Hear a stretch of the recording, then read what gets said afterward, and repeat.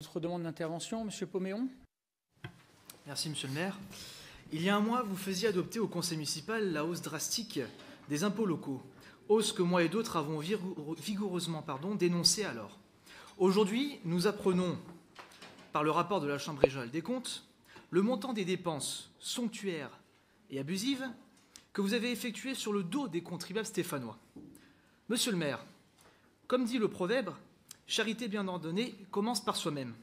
Vous qui vous êtes à chaque fois érigé en donneur de leçons morales et de probité politique, tel un professeur faisant la leçon à ses élèves, vous me permettrez donc de vous ramener à la réalité ainsi qu'à la raison et de vous faire redescendre de votre piédestal.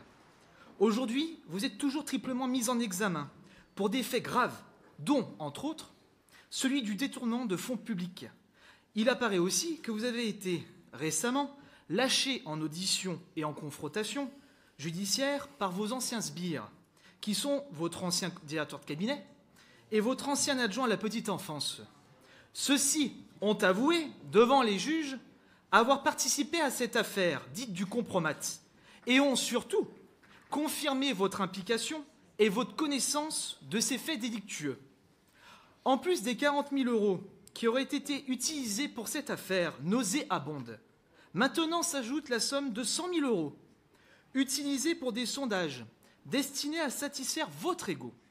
Je ne mentionnerai pas les autres dérives dépensières de la communication de la ville et de la métropole que vous vous êtes permis depuis 2018, M. Longeon et M. Courbon ayant rappelé le détail.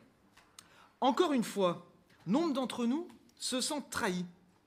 Vos mensonges et vos contradictions s'accumulent un peu plus chaque jour et ne peuvent que confirmer votre déconnexion de la réalité que vivent les Stéphanoises et les Stéphanois.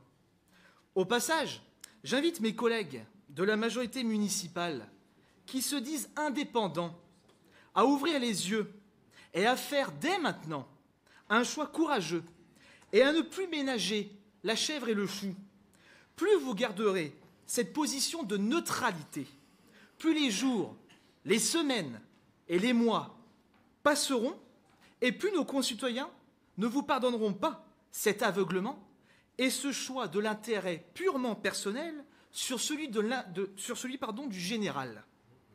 Quant à vous, monsieur le maire, vous qui vous faisiez le cheval blanc de la politique, qu'elle soit locale ou nationale, le donneur de leçons envers celles et ceux qui prétendaient aux plus hautes fonctions de ce pays, je reste convaincu que votre mandat se terminera dans le déshonneur et la honte.